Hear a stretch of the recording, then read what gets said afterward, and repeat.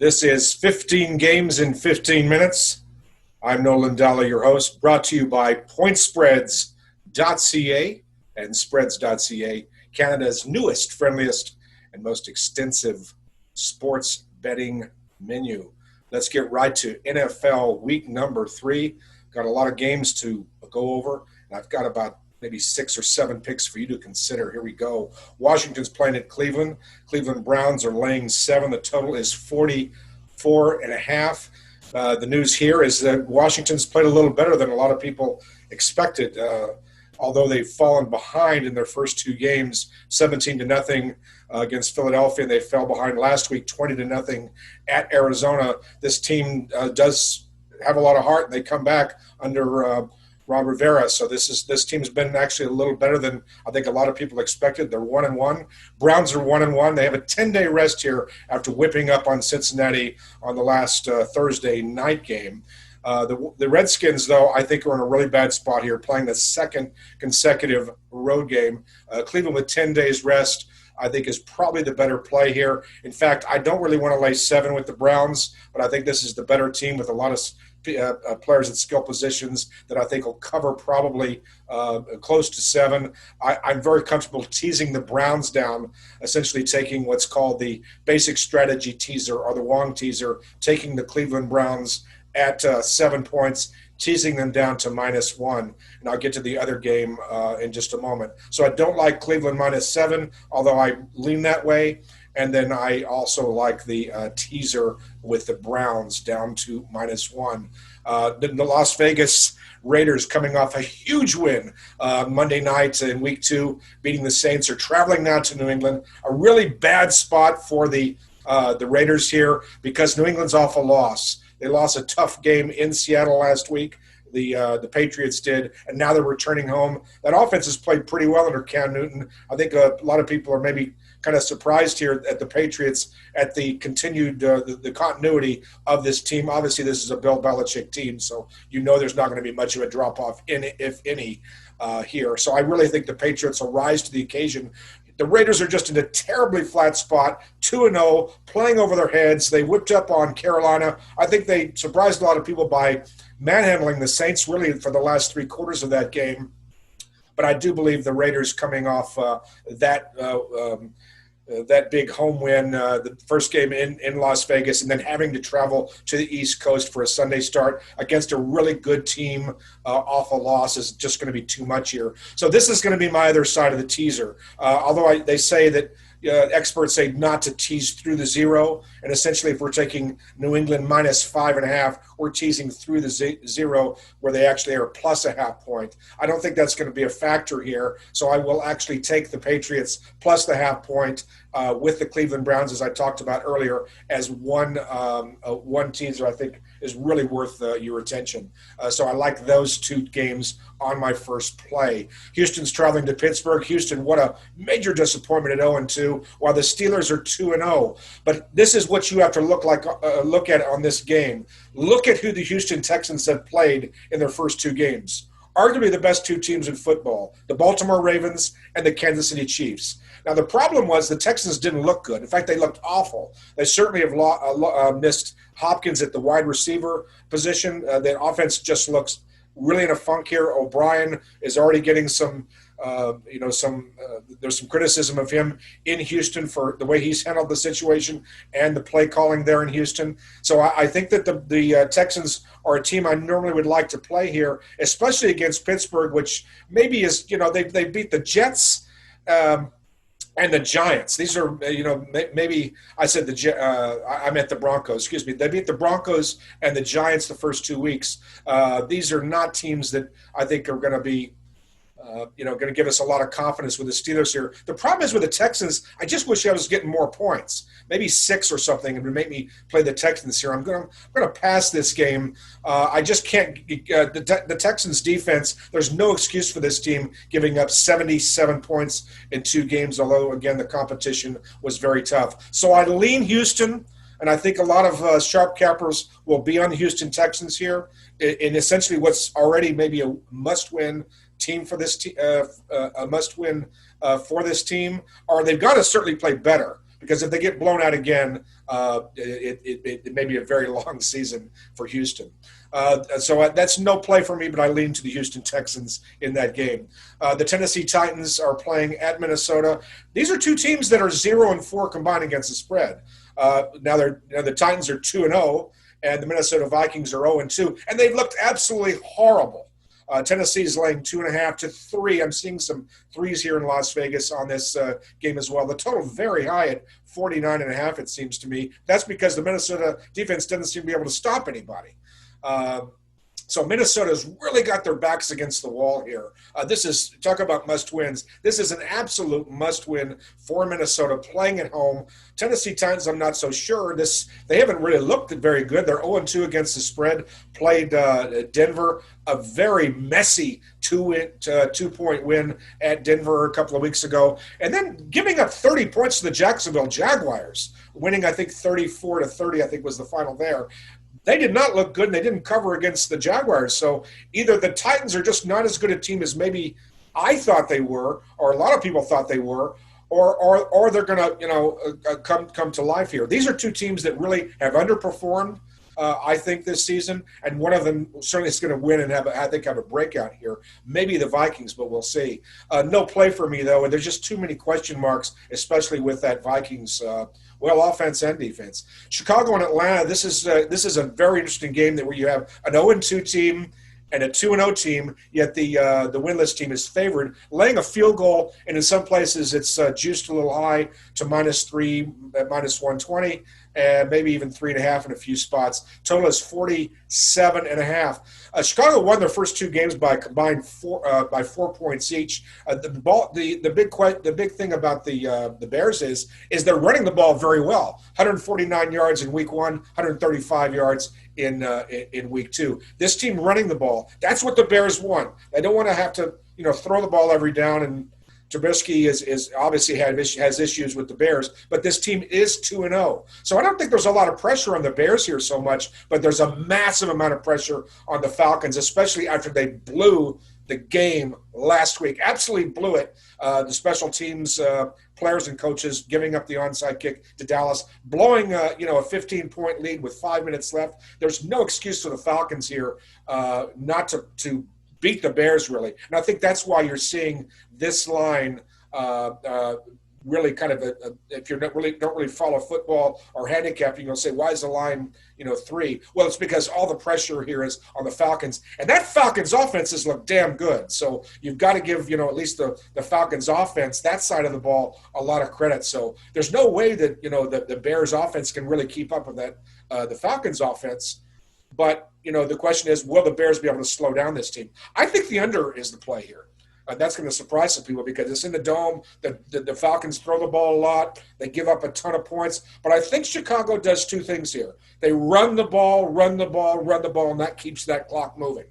The second thing is, I think the Bears will be effective and eat some clock. And then I think their defense will rise to the occasion here and play a little better than people expect. So I'm going to go under the 47.5. And I want that half point, by the way. That's huge. I think when you get up into what I call the 27-20 type game where it's a 47, you can win on the 47. So if you play the under here, make sure you catch the 47.5. Cincinnati's traveling Philadelphia. Philadelphia is another massive disappointment at 0-2. Injury is the big concern there in Philadelphia. Cincinnati, though, is 0-2, but these are two teams with a very interesting different outlooks. The Cincinnati Bengals are 0-2, but there's a lot of optimism in the Bengals camp because of the quarterback situation, playing very, very well. The team just seems to have, maybe they've turned the corner here, and they've been such a doormat for so long that the Bengals are coming in here with only catching 4.5. The line is 4.5. That's because the Eagles have just looked awful in a couple of games here. Total is 47 in this game. But I think that, you look at the way the Bengals have played here, losing the first game by 3 points to the Chargers, losing last week, I think, by 5. They scored kind of what you call a trash touchdown at the end and covered. The Bengals did. So I think the Bengals, if you had to play this game, are probably worth a wager. But this is a game I'm not going to touch here. The Bengals, by the way, something that probably most people will not know is that the Bengals are the last 3 years, 15-8-1 against the spread as a run underdog. So even though this is a really bad team, or it's viewed as a really weak team, against the spread, this is hitting 66% the last 3 seasons. So don't undersell the Bengals here, and especially the Eagles. I'm not sure how the Eagles can be favored over anybody here. So I'm going to go with the Bengals here. I think that's probably the play to look at. So here, if you have to make a wager. Moving on down to the next game, if I can find it. The Rams are playing at Buffalo. Buffalo's laying 2. The total is 47. The Rams won their first 2 games, beating Dallas, of course, and then going into Philadelphia last week. Rams have looked remarkably good. Now, that's the best division in football, the NFC West. So the Rams could end up, 8-8, 9-7, maybe even 10-6, and maybe even struggle for a playoff spot because that division is just stacked this season. But anyway, you have to give the Rams a lot of credit for what's so far been a bounce-back season. The thing is, the Buffalo Bills, though, are also playing very, very well and may win the AFC East this season. They're 2-0, and coming out of the Buffalo, they actually played 2 division opponents the last 2 games and beat them both, the Jets and Miami. So I think that here the line is about where it should be. The Buffalo Bills laying 2, the Rams playing on the road for the 2nd consecutive week. That's not usually a situation I like whenever a team's traveling on the road again. The Rams are really tempting. If they keep playing the way they're playing, I think they probably keep this close enough where I might take the 2.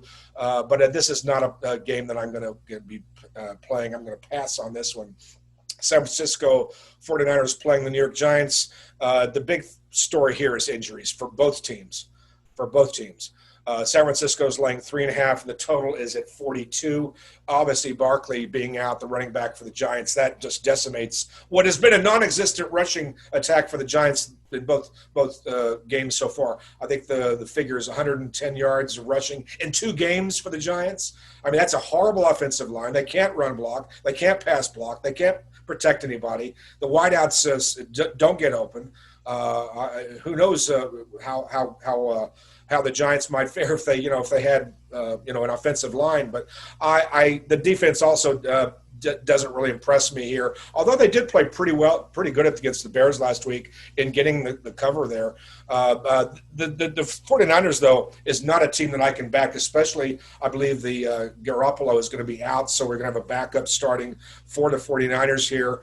And by the way, the 49ers have played this will be the 2nd consecutive week they played in New Jersey, actually. So they actually didn't fly all the way back to San Francisco, but they trained, I think, in West Virginia. So they've already played in this stadium, 6-7 days ago. So they're going to come into this stadium again where they just kick the shit out of the New York Jets. And let's see if they do the same to the Giants here.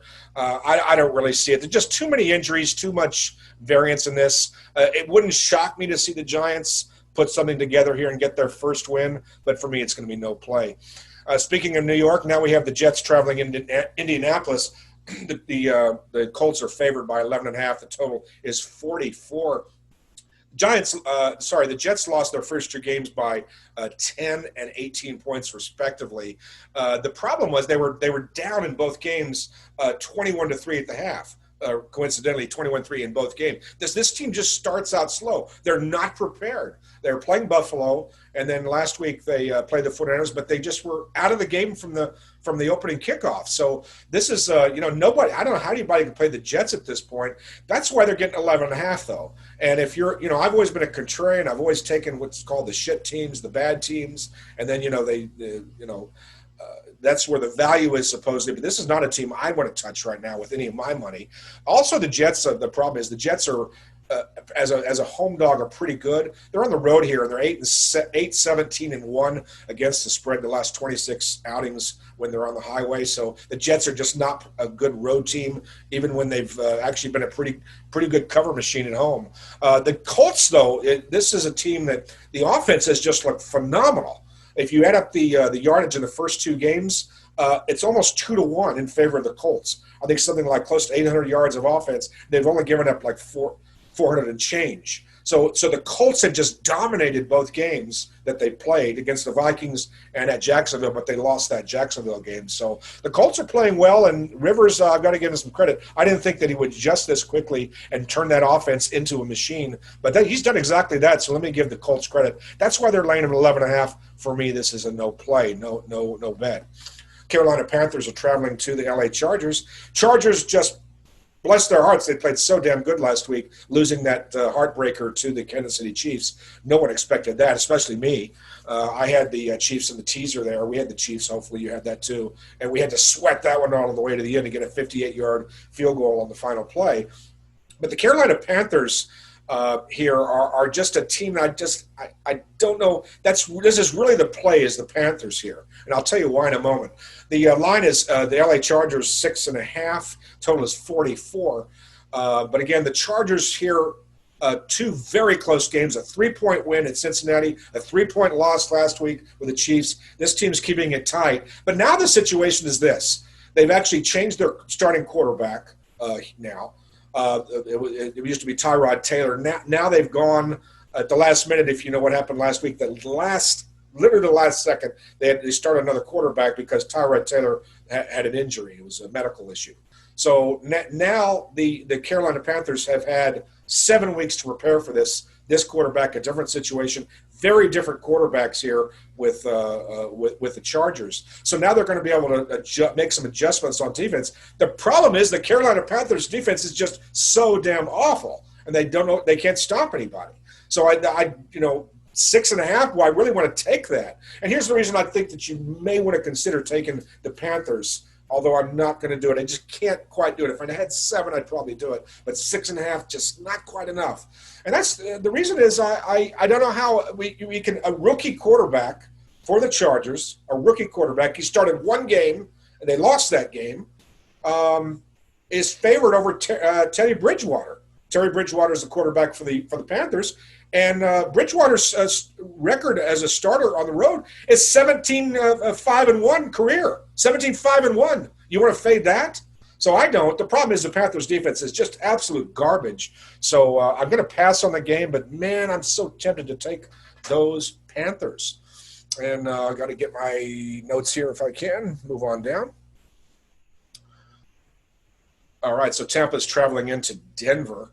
The Tampa Bay Buccaneers are laying 5.5. The total is 43. Big question here for the Broncos, who played, pretty tough the first two games, their first two opponents.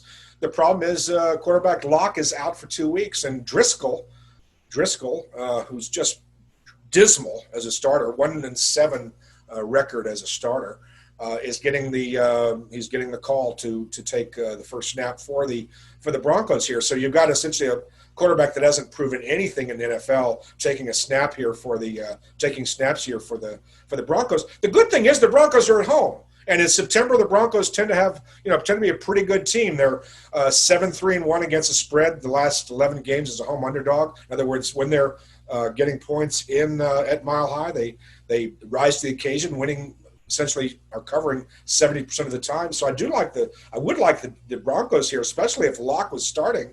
Driscoll, I just don't know if I can pull the trigger here, though. And Tampa Bay, all the spotlight is on Tom Brady, obviously. And so, but Brady, basically after they took a 21-0 lead last week, the Tampa Bay Buccaneers, essentially they hibernated. They went into hibernation. They didn't do really much the rest of the game. In fact, Carolina nearly got a backdoor. Carolina nearly backdoored that game last week. So the Buccaneers are laying, 5.5 it is on the road? I don't think I want to touch that. So I think all the suckers in the world are going to be on Tampa Bay here. And I really tempted to play the Broncos. But I just can't bet on the quarterback, Driscoll here. Dallas is traveling to Seattle.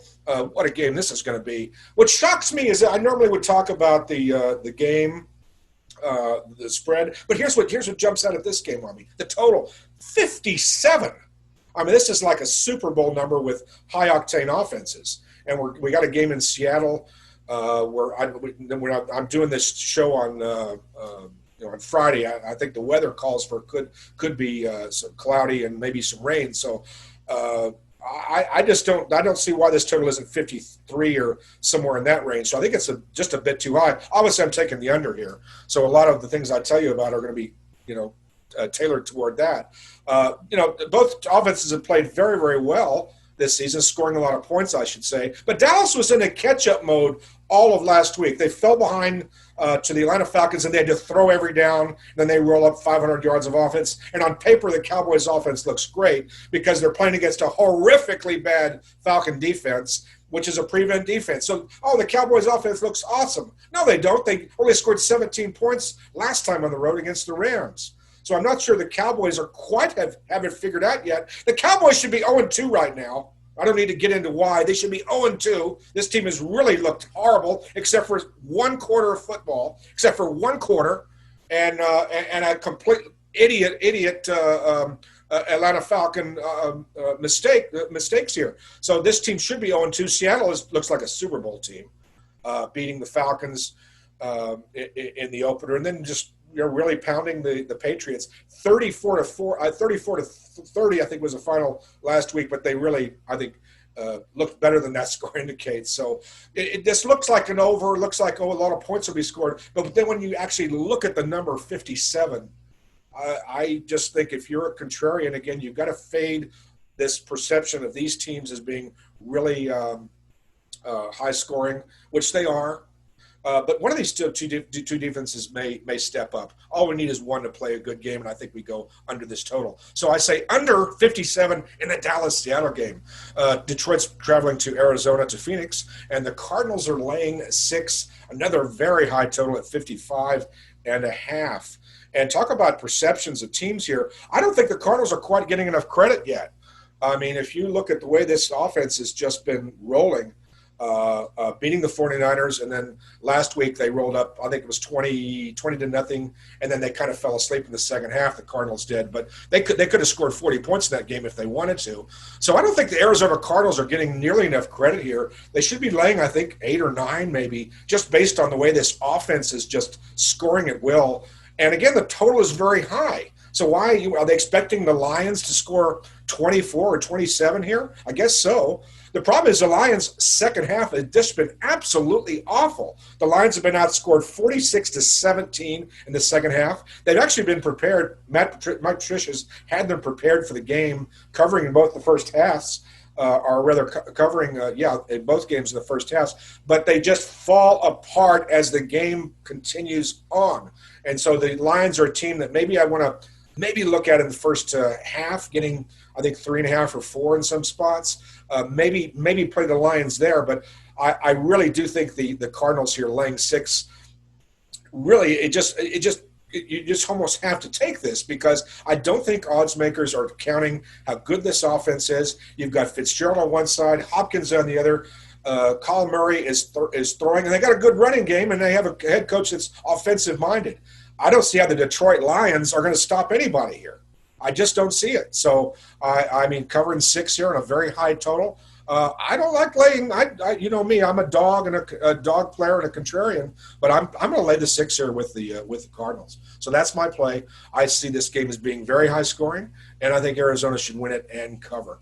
The Sunday night game is Green Bay traveling to New Orleans. Green Bay 2-0 look phenomenal, especially offensively in their 2 games. The Saints are really a mixed bag so far. The Saints are favored by 3 points. The total 52.5. So you've got 2 legends of the game here, Aaron Rodgers and Drew Brees, airing it out. Rodgers has just looked phenomenal.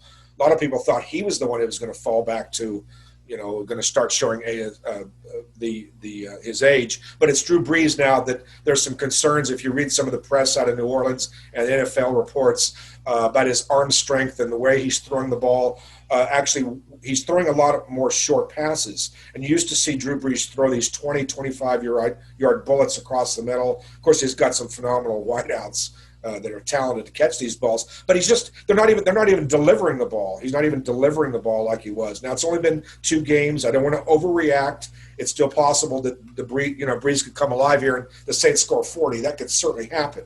But I do think that the concern is justified, if you will. And so I don't want to lay points with the Saints here. That Saints defense was just run over last week against the Raiders. There was no excuse for how bad that Saints defense played. That's another concern. So there's no way in hell I'm laying points with the Saints, who, by the way, are a dismal home team in September, just going back 3 or 4, 5 years. This team does not cover early in the season. So no way I would touch the Saints, and I strongly advise against it. But I'm not laying points with the Packers here either. So this is a no play. I know you come here for the plays, but this is a no action for me. The Kansas City Chiefs are playing at Baltimore. Well, I guess a few people will watch this one. Baltimore is favored by 3, 3.5 in some spots now. A little bit surprising, I think, for some people that defending Super Bowl champions, Kansas City, catching 3.5 maybe. That's because these are the best 2 teams in football. I'm not sure anybody could really argue with that, although Seattle may be in that conversation. Total of 54.5.